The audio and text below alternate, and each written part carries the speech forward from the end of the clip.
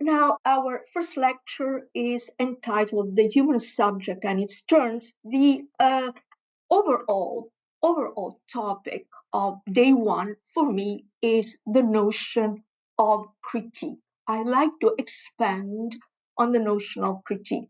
Before I move on, the way I devised the lectures is, first of all, the lectures are meant to offer instruments, but then I hope that the tutorials will be highly interactive. In fact, I hope that there will be space during the lectures themselves for you to interrupt me if you have difficulty at any point. But the aim of all the lectures is basically to introduce participants to contemporary critical methodology with special attention to the contribution of women writers and thinkers, as Rajni has eloquently put it in her introduction. Now, so the first lecture, I want to rely on three major European American figures to expand particularly on, the idea of critical. When we speak of the critical tradition, we, in humanities and in literary studies, we mean literary criticism. But there has been a significant shift over time from criticism to critique. And I would like to begin by dwelling on that shift. The scholar, the thinker, the critic, the philosopher, because he was very eclectic, in question here is Walter Benjamin. Now, Walter Benjamin was the first to call attention in the 20th century, in the earlier part of the 20th century, to call attention to the difference between criticism and critique. I'm going to read only the read in parts because we can discuss the greater bulk during the tutorials. This is what Benjamin writes. Critique seeks the truth content of a work of art. Commentary, its material content. The relation between the two is determined by the basic law of literature, according to which the more significant the work, the more inconspicuously and intimately its truth content is bound up with its material content. So Benjamin posits the notion of an intimacy, of an intimate intertwining of immaterial truth and material content of the work. Materiality always holds in itself truth, and therefore truth is always already entangled with materiality. This is the novelty that Benjamin poses. Toward the end of the quotation, more and more, therefore, the interpretation of what is striking and curious, that is, the material content, becomes a prerequisite for any literary critic. Benjamin wishes to draw attention precisely to the materiality of the work, to the fact that the search for meaning, the search for truth, cannot be separate, cannot be an abstract enterprise, but must be rooted in the materiality, taking stock of the materiality of the work. It goes on, interestingly, it goes on to compare the old-fashioned commentator of text, so the old-fashioned critic who could only produce a judgment, a commentary of a text, to the chemist, and the new critic, the critic of the future, who would take stock of the intimate interweaving of truth and content, to the alchemist. Whereas for the former, it is for the commentator, chemist, wood and ash remain the sole objects of his analysis. For the latter, that is for the new critic, the critic alchemist, only the flame itself preserves an enigma. That of what is alive. I pause here because this quote can show you what Benjamin is really interested in when he talks about the fine difference between criticism and critique. Critique is a kind of criticism that is interested in the expressiveness of the texts, their life, their aliveness. So, not the judgment, not just the commentary, but their life, their aliveness. Thus, the critic inquires into the truth whose living flame continues to burn over the heavy logs of what is past and the light ashes of what has been experienced.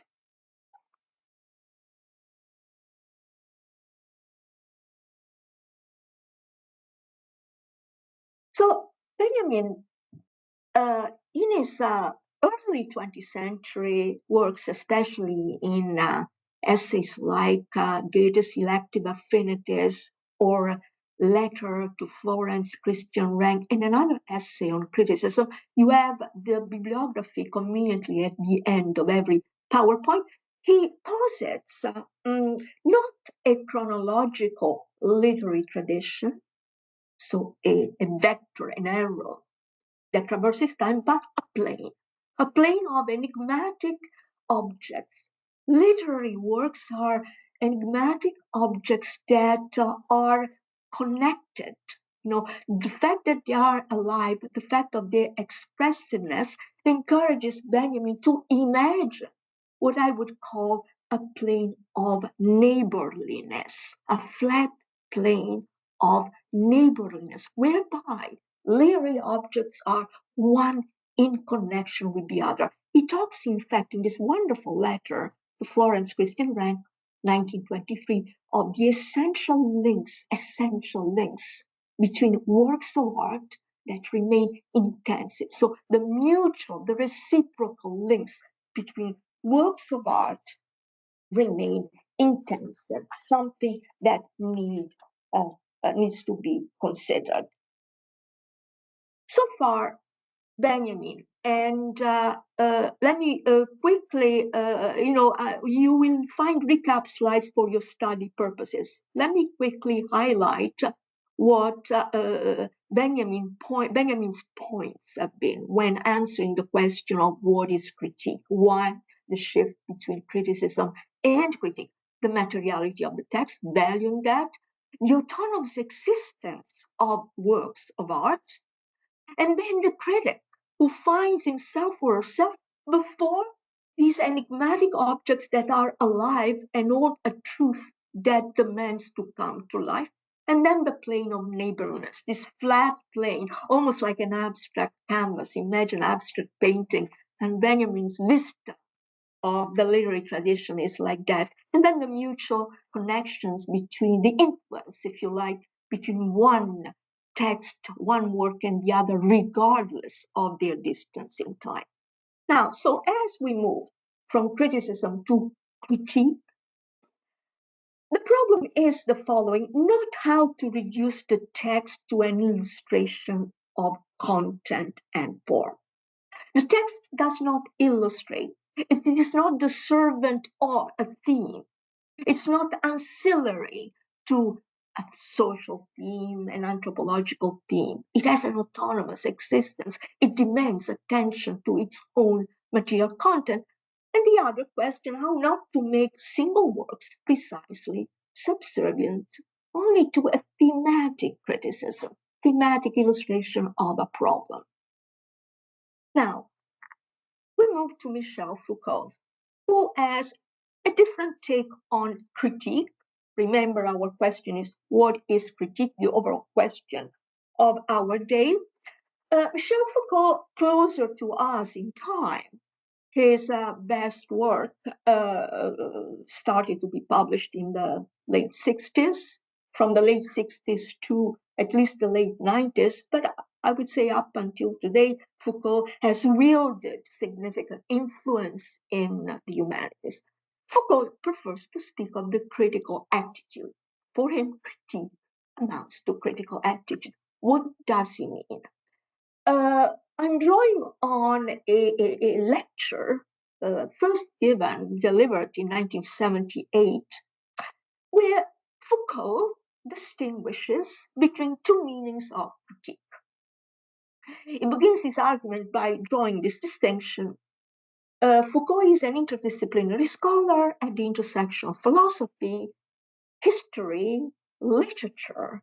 So he distinguishes two meanings. First, the noble meaning, and what he has in mind is the noun critique as pronounced and used by the great philosopher Immanuel Kant. And in that case, in philosophy, critique refers to the limits of knowledge, to the fact that human knowledge operates within limits. Then there is the second meaning, the less noble word, critique meaning as a polemical activity, an adversarial activity. Foucault wants to find a third meaning. A third meaning, and why is this third meaning important? Because Foucault, as an interdisciplinary scholar, takes us in an in-between area, neither philosophy nor literature, but an in-between zone where critique is located somewhere that is not philosophy and not, properly speaking, just literature, but somewhere in between. Most of all, it is at the margins of philosophy, outside philosophy. I want to emphasize that this essay, it's a wonderful essay where Foucault begins with an affected tone.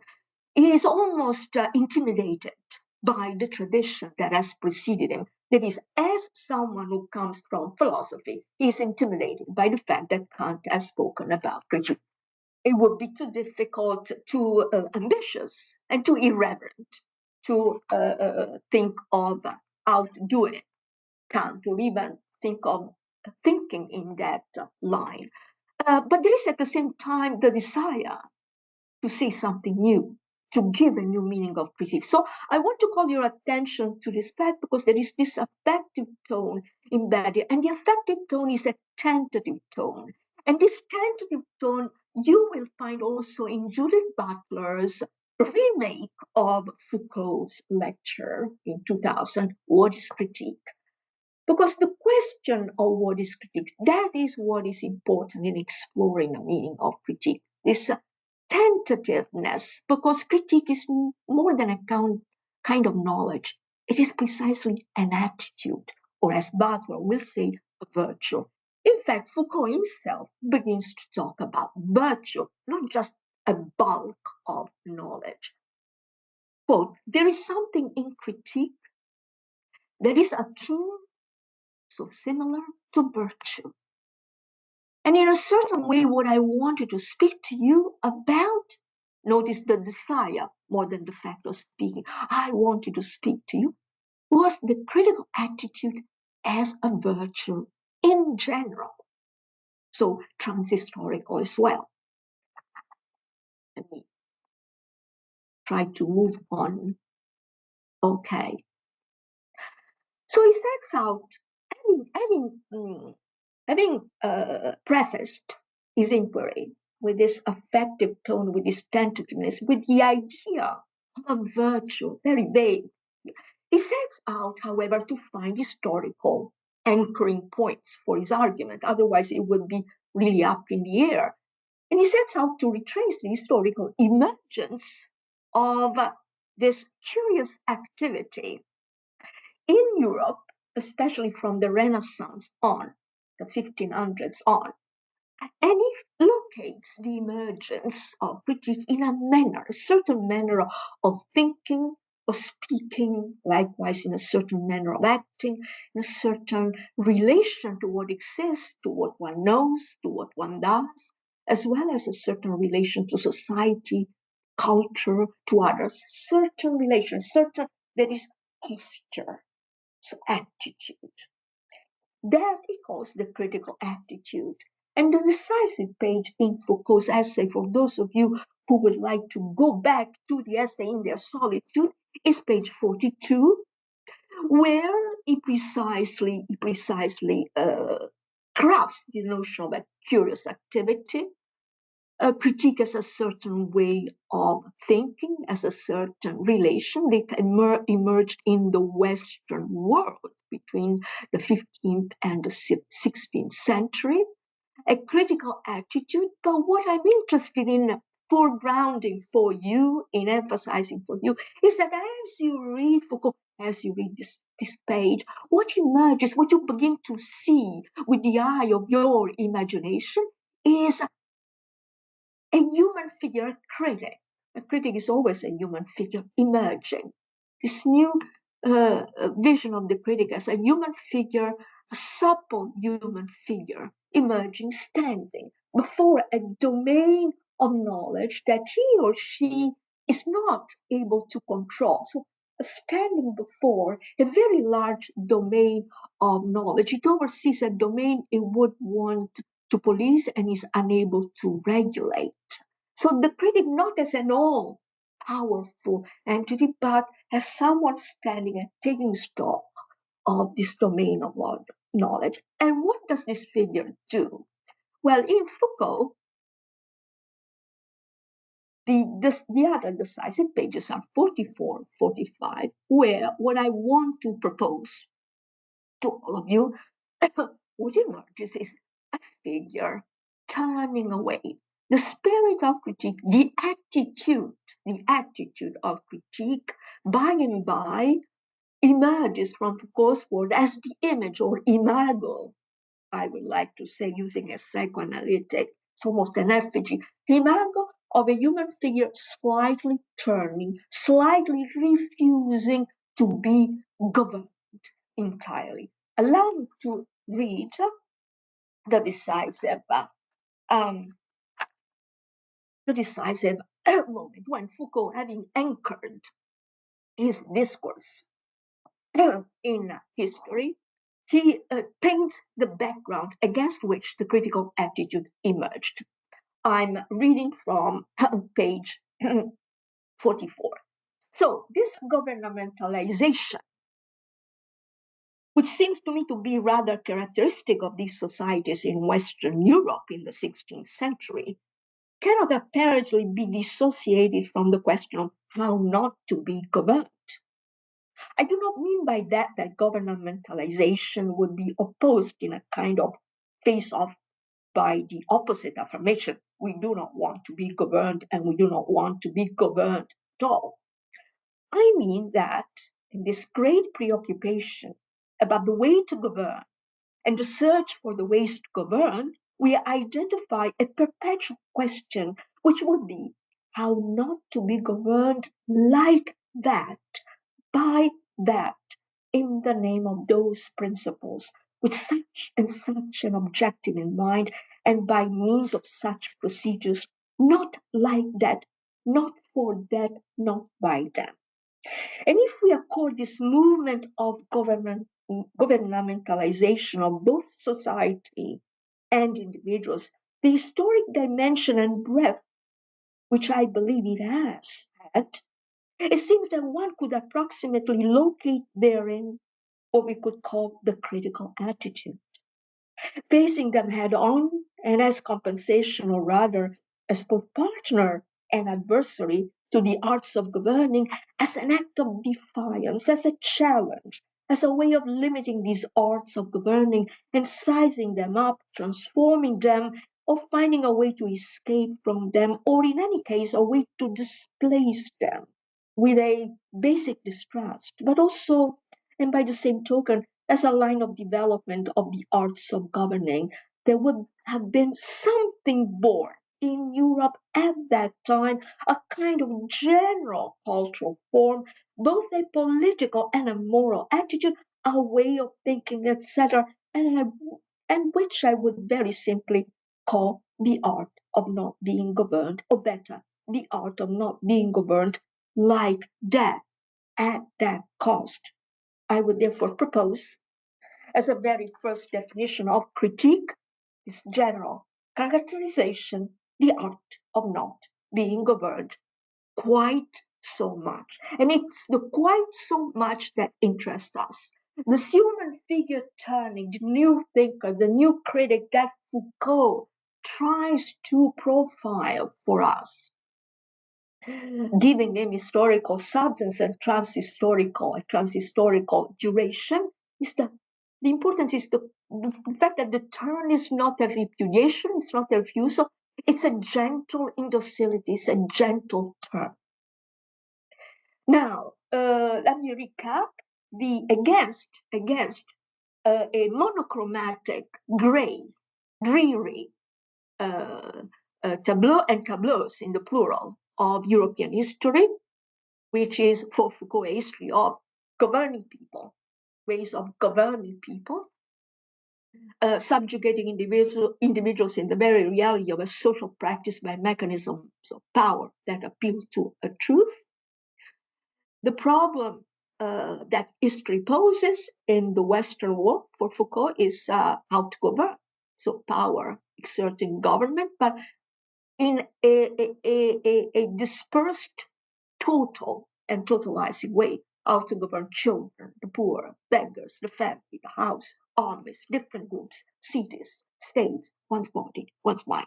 Against this dreary background, critique emerges from Foucault as, quote, the movement through which the subject gives itself. So without gender, the subject gives itself the right to question truth concerning its power effects and to question power about its discourses of truth. The right to question, giving itself the right to question. Critique is a reflective indocility, the movement by which the subject gives himself this right. It's not a repudiation, it's not a loud shutting of the door. It's the art of voluntary insubordination, of reflective. I know that the translation says reflective, but I like reflective indocility, an indocility of thought that is almost natural to thought, the necessity of a non-servitude to general cultural form. General here means that it stretches, it extends, it has a theoretical resonance, it stretches over time. It reaches us from the distance of history and also from the distance of Europe. Foucault is not here, at least not here yet, someone who thinks of Europe as a region. Now we think of Europe as a region among others, right? So critique as something that can impact on us, even if it comes from just one region of the world, just one time in history. Now, Rashmi, can I ask you to stop me when we have 2 or 3 minutes left? So the third, Yes. and thank you.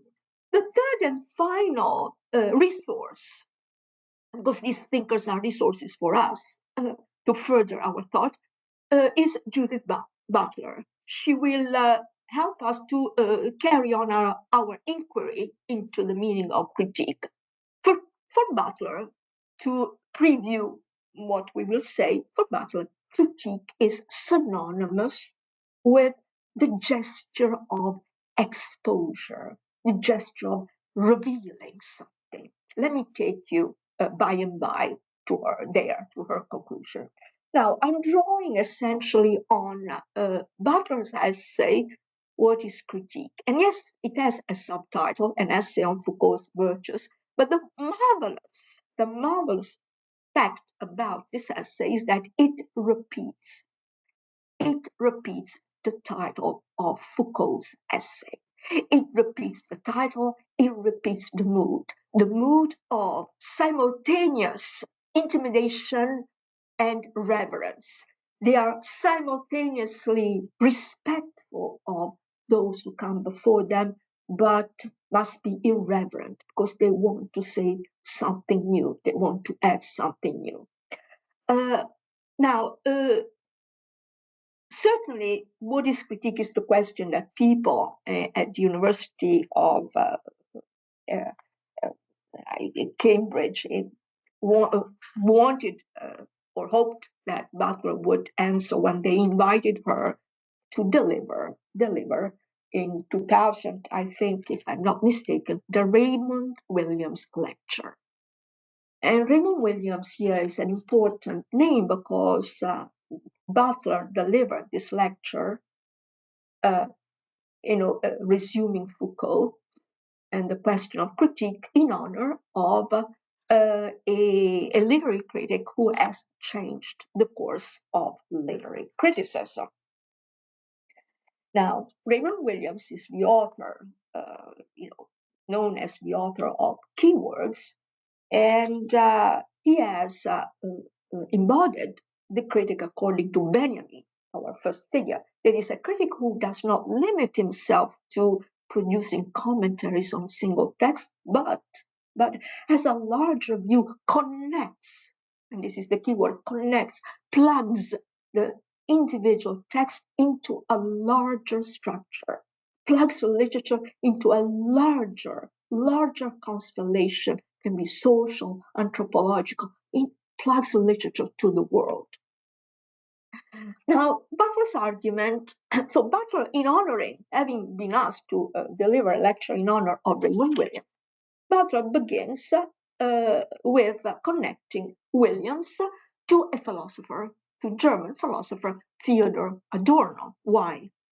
Because Adorno, like Benjamin, now Benjamin, yes, I presented him as an eclectic personality. He was coeval with Adorno, a philosopher like Adorno, but also a literary critic at the same time, very innovative. Why Adorno? Because Adorno, in a very non-ambiguous way, had denounced modernity as the evils of modernity is lying in mechanisms of coercion, annihilation. Modernity is not a progress, it's not a vector, it's not a forward movement for Adorno, but it is a trap for the individual. He's concerned with the annihilation of the individual in industrial society. Precisely. We're talking about Western culture here. Now, so Williams, Butler argues, shared Adorno's concern with mechanization, with the effects of industrialization, and especially with the annihilation, with the concern with the annihilation of the individual. And on this basis, Williams connected literature to economic and social phenomena and to what they do to us. So literature is not an island, no longer isolated. Remember Benjamin's plane. We can see that Williams too imagines a plane of texts that this time are not only mutually, related, but they are scattered in the world and largely a part of the world. So Williams embodies the critic who reorients literary criticism away from evaluation. Evaluation. This is good, this is bad, this is better literature, this is worse literature. Away from that, and toward literary works as eliciting, eliciting specific responses. A specific here means responses by everybody, by every group. Not only the elites who already occupy academia, and therefore they feel invested with the power to judge texts, but also disadvantaged people, the working classes. Williams was of working class origins. Women, racialized subjects, and all those groups that constitute the majority of humanity but have wrongly been called minorities. Williams as a critic strove to find a vocabulary for the kind of responses we have to cultural works, and that without assuming that our critical practice is the habit of judgment. So there is a transition. Butler points to Williams because there is a transition from the fault-finding critic to the critic who practices plugging, linking responses to text to a larger structure. You're hearing probably Benjamin again, this turning away from the judgmental critic. So the Adorno-Williams connection allows Butler to do one thing essentially, to present critique as synonymous with one gesture by the critic. Actually, the gesture is common both to the critic and to the thinker, according to Adorno, the gesture of exposure. Adorno writes, the intellect ought to, notice the imperative, it's a moral imperative, an ethical imperative here. The intellect ought to expose. Expose means reveal. If you read Butler's work, especially, I know you might be familiar with the name. If you're not, if you read her work on gender, subverting gender identities, you will find the word to expose or reveal hundreds of times, because that's the essential critical gesture. That's the essence of critique.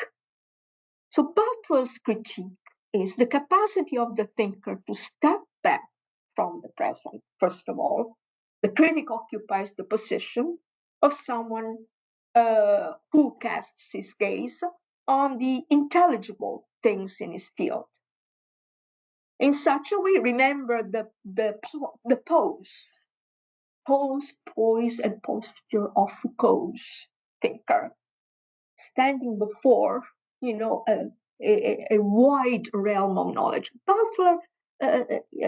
Butler, there is a reprise of that kind of imagination of the critical attitude. The critic stands before a field of intelligible things, things we can understand. But the problem of the critic who is devoted to critique is not to decode those single intelligible things, but to understand how the field in its totality is made to stand, is made to make sense, is glued together by strategies of power that are at the same time strategies of truth, whereby power confuses itself with truth.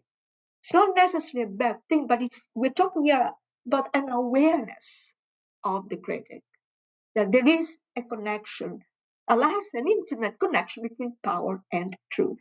And it is the task, the duty of the critic to stand back and look at a field of knowledge, the literary field, for example, as if from the outside, while belonging and not belonging at the same time, to detect the points of the discontinuities. The task of the critic, in fact, quoting Butler, is to track the breaking points, points where the system does not make sense. The moments, the moments of discontinuities, that is to say, the sides where the field fails to constitute, the intelligibility, the sense, the truth for which it stands. This is what critique becomes for Butler. Now, to approach our conclusion, one may ask, all right, Benjamin, 1923, Foucault, 1970s, Butler, 2000. Is critique, or what they say about critique, relevant today? The answer is yes. It's a short answer about which we can talk and about which you can, more importantly, reflect in the future after our event. Now, in order to show in a humble way, in my humble way, given the limited time I have, why critique as investigated by Benjamin Foucault and Butler together matters today, let me quote someone who has not been associated with closely with Butler or the axis, the Butler-Foucault axis. Bruno Latour is thought of as an innovative thinker of relationality. Latour has made a splash because in a time, especially at the time of the Anthropocene, at a time when we are all concerned with rethinking our world in ampler ways, not only geographically, but at the human and beyond the human level. Latour has proposed a deeply relational ontology. A deeply relational ontology whose aim is to move beyond discourses about power.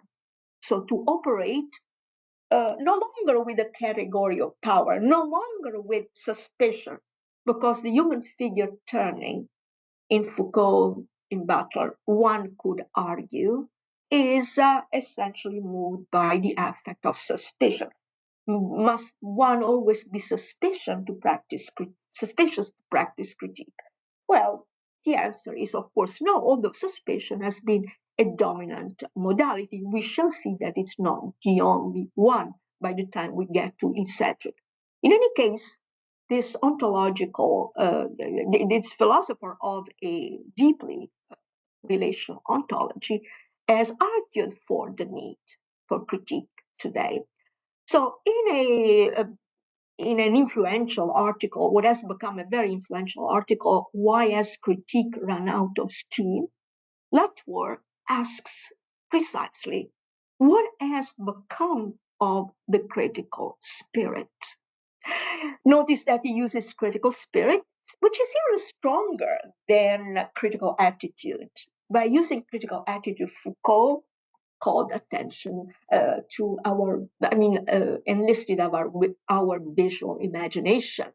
Attitude is like, think of a statue, a posture, a poise, a figure poised to turn gently, to refuse gently. Here, Latour invokes the notion of spirit, the critical spirit. So spirit has to do with depth. It calls for the renewal of the critical mind, so an organization of the mind, and proposes a more affirmative critique, a critique that is not so much captivated, by the workings of power, but tries to move beyond that. Quote, a whole set of new positive metaphors, a critique that seeks a whole new set of positive metaphors, gestures, attitudes, knee-jerk reactions, impulsive reactions to matters of concern, and habits of thought. But whether it is the Benjamin Foucault or Butler kind or the Latour kind, the fact remains that critique matters, and it's still sought out today. And what is critique in literary studies, which is our field? Okay. Well, to recap what we said, to speak of critique in literary study means at the same time to invoke the figure of a critic who is poised at the intersection of something, neither belonging wholly and solely to literature, nor to philosophy, nor to other disciplines, but a critic who is alert to the traffic of ideas, to the movement, displacement. Foucault used this word, displacement of ideas from one space to another, one discipline to another, and consequently from one region of the world to another. So a critic who has the ability to plug literature to a larger structure without reducing a text to being a theme, the illustration of the problem. It's not easy, but it is a deeply felt need for the people and the resources, the critics and thinkers we have been looking as an introduction to the remaining lectures, which concentrate on the contribution of women writers and thinkers. Now, I wanted to begin with the debate on critique because women writers and thinkers, especially in the 20th century, down to our days, will insert themselves into this debate, create new spaces, contribute to this debate. So, in a way, this is the assumption I need you to start from.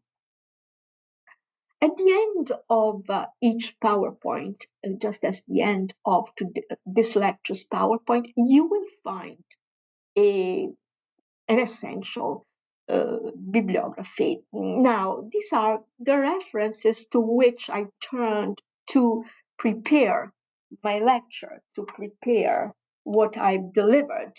Now, why am I including them in the PowerPoint? Mainly for the future, mainly for the curious.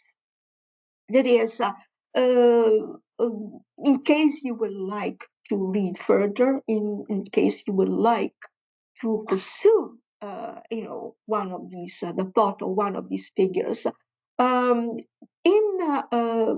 last word,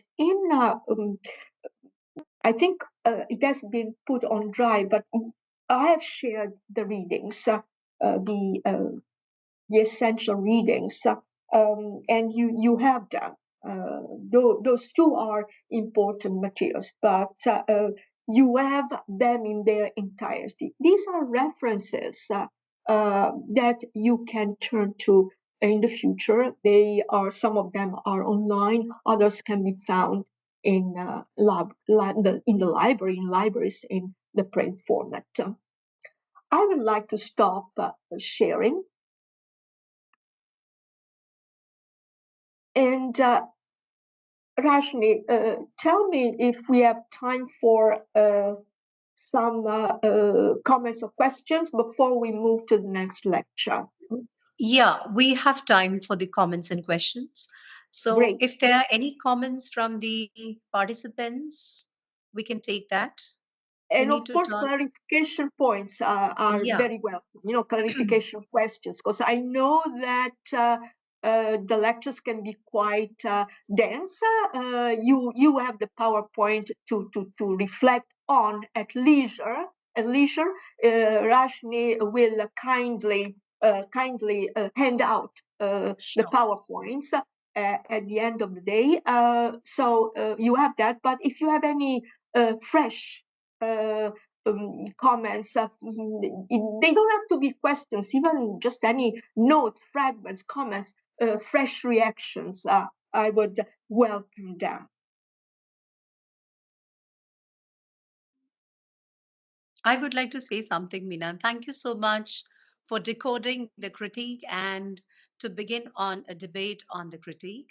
The concept of critique in the theoretical frameworks of Benjamin, Foucault, Butler, Adorno, etc., are complex and are shaped by the different philosophical foundations and concerns. Yeah. And however, at large, these are linked to the broader understanding of power, knowledge, and subjectivity, challenging established social norms, institutions, and structures. Yeah. And the very important point that you brought in is that is critique relevant today and how it is? So I think in the days to come, the participants should really reflect on it and there should be more discussion on this idea. Yes, thank you, Rashni, for that point. In fact, it's something I would like to expand on. The question of is critique relevant today? Yes, but especially what kind of critique? If gestures of exposure, if we have exposed enough the knowledge power link, as you say, then what is desirable for us as critics, as people who love literature, first of all, and who want literature to matter in society? Do we open a beloved text and what do we do with it? What kind of gesture? I think this is a great challenge that future generations, the participants today, and with them, younger generation students, scholars, have to the opportunity to deal with. I think it's an intriguing challenge for people who care about literature, because literature always already implies interpretation, and interpretation always already implies a reader who eventually puts his or her thoughts publicly out there for a reason. So, and the other point is, yes, do not power knowledge. I don't think we should stop inquiring into it. However, it is important for us not to foster the opposition between individual and institutions. I think we need to find another way of thinking about institutions and individuals as allies. There is I have, as you mentioned in your eloquent and generous introduction, I have uh, studied a little bit the latest development of Italian thought, Italian theory, and the very latest development is what is called the institutional term. If I may expand on the point of this, is some Italian thinkers, among them Roberto Esposito, who are very much attuned to the Anglophone critical tradition, including a sensibility about gender, have remarked something that I think is very accurate, that if you look at the 20th century, okay, life has always been looked at in opposition to institutions. So institutions have been, by Foucault, among others, have been considered as imprisoning forces of life in the abstract, and institutions imposing a form on individual life. When we read about governmentalization, Foucault meant exactly this. Now, perhaps it's time to undo this opposition. Life is never abstract. It's never just something abstract that awaits to be imposed a form on. So other ways of thinking life, other ways of thinking institutions, other ways of thinking the individual, other ways of thinking critique within the humanities and literary studies. I don't know if I'm being clear on this, Rajni.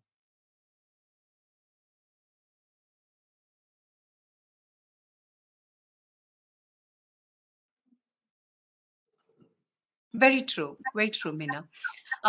Professor Rashmi, would you like to add in something over here? Yeah, uh, I really liked the point that critique is reflective in docility, and the way in which you have linked the history of critical thought. Because normally people do not think that Adorno and other contemporary philosophers like Horkheimer, etc., are really that relevant to the gender theory. But the interconnectedness which you have shown in these foundational theories with the more contemporary critics like Butler and others was really very interesting and impressive. So I really like this point, and I think that the participants would be enriched further to look at it from this perspective. I really enjoyed your talk, ma'am. Thank you. Thank you, Professor Rashmi, for your generous comment, reflective in docility. I too, I was hoping, actually, I will not be shy. I was hoping for a resonance, for a comment that might resonate with my interest in this gentle, reflective indocility as the attitude of the critic thinker, because it does resonate with many of our interests in the present, in every region of the world. I'm located in Venice, as you know, and the limits of my research are the European American tradition. But when I think about reflective indocility and its resonance today, its need today, I'm thinking about how to find ways to imagine a larger world, a vaster world that includes all creatures, while at the same time not getting rid of the problems that come with subjectivity, the word that Rashmi mentioned. In the tradition of subjectivity, we all have to become socialized, so subjects, and that implies discrimination of class, of race, sexuality, religion. That implies a certain vulnerability. And some people are more vulnerable than others. We don't want to get rid of the problem of that disparity. So thank you for your comment. Thank you so much. Your question is really a question about democracy. Does democracy allow for critique? Do current democracies allow for critique? Do current democracies where standardization is more and more sophisticated, can they allow for critique? Great question. Also, when it is said that critique is not to be governed so much, I love the way you quoted accurately, thank you.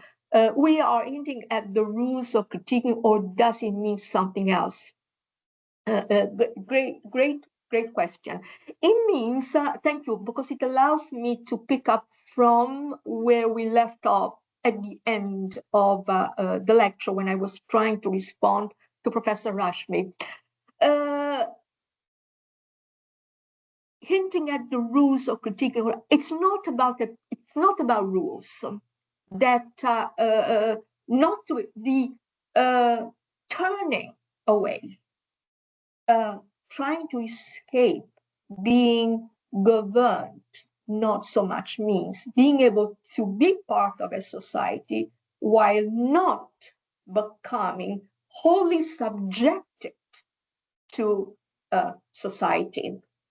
For the literary scholar, to give you a very concrete example, for the literary scholar, it would mean the ability, the opportunity to read a new text, a text in a new way without completely debunking, the criticism that has preceded, but trying to do something new, even if it's not that kind of new, is not contemplated by the tradition of criticism, or it's not contemplated by what the things that can be said about a text.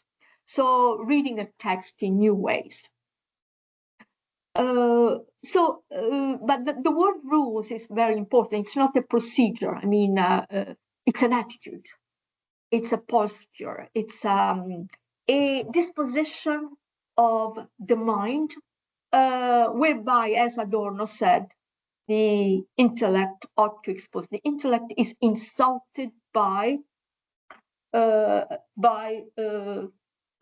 obeying wholly, obeying completely, for Adorno. And in a way, Foucault, in putting it that way, saying critique is the art of not being governed so much, is saying, we're not saying that we don't want institutions or we don't want a society, because rejecting everything would be like rejecting associated life.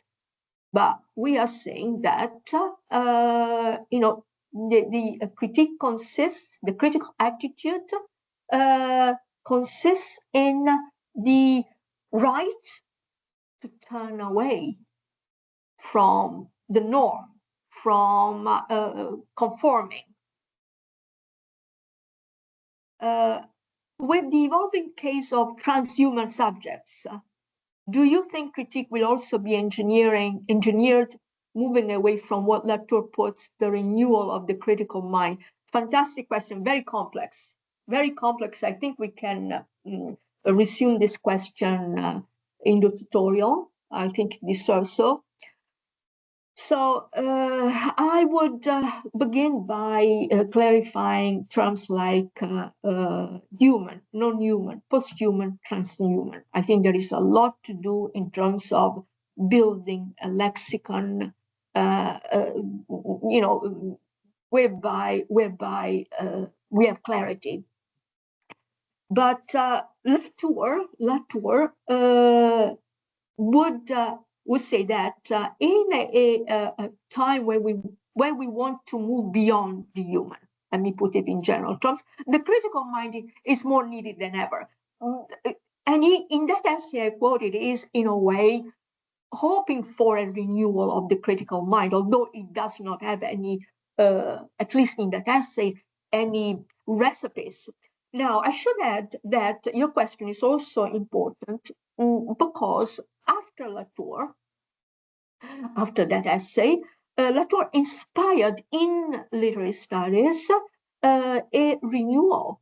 I don't know if you've heard about the name of Rita Felski. I'm going to write it in the chat. Rita Felski. Rita Felski came up with the notion of post-critique in literary studies. That is, a critique that opens itself precisely to what you are saying, to the presence of others other than humans. But I don't think I can take your complex question exhaustively, and it deserves a seminar on its own. Thank you. Can Benjamin's discussion about critique as a way to look into the truth or the living flame, again, I love the way you're quoting and framing your questions, as opposed to the ashes or logs of that, what has passed, be incorporated in the, oh yes, thank you for this question. Thank you for this question. In fact, Benjamin himself might be a resource for the decolonizing thought. He was very, very nervous about boundaries, first of all. But the idea of your question is productive and fruitful because it takes Benjamin's terms, okay, and in particular truth and content, and transforms them into metaphors of either regions of the world, of subjects, different subjects. In a way, the world has been divided, colonized, or the world as organized by colonialism. The colonial frame of mind rests on this division, binaries, content, form, truth, depth, surface, truth, and content. So Benjamin theoretically gives theoretical fuel, yes, can give theoretical fuel to the decolonizing, to imagining a decolonizing attitude, a decolonizing mind. While Foucault, Latour emphasized critique as a means of unraveling power structures, societal constructs, and ideological hegemony, their approaches inadvertently undermine the possibility of an objective or universal standard for evaluating society, thereby risking relativism or impracticality in fostering real-world solutions to systemic issues. Absolutely to the point. It's a to-the-point objection, and in fact, it allows me to expand a little bit on the recent turns in critical studies when there is a return to objectivity as a result of the undoing of the exposure of the power-knowledge link. After Foucault, Rita Felski herself has initiated this interrogation of the efficacy, of the of ideological critique or deconstructive critique, and she has in her book The Limits of Critique.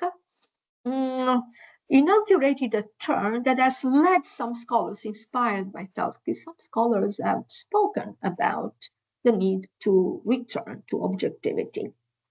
Now, to objectivity, the idea that the critic should not be carried away by his or her political allegiances. But the fact is that critique has not just, even in Benjamin Foucault or Butler, has not just solely been an adversarial political no. It has never been a way of giving politics the upper hand. It has been a way of enlarging our sensibility, of stretching the limits of literature to make it more inclusive. But I agree with you. Your question should be kept in mind. And what we should keep in mind is also something else, that the essential activity in literary studies for us is reading, right?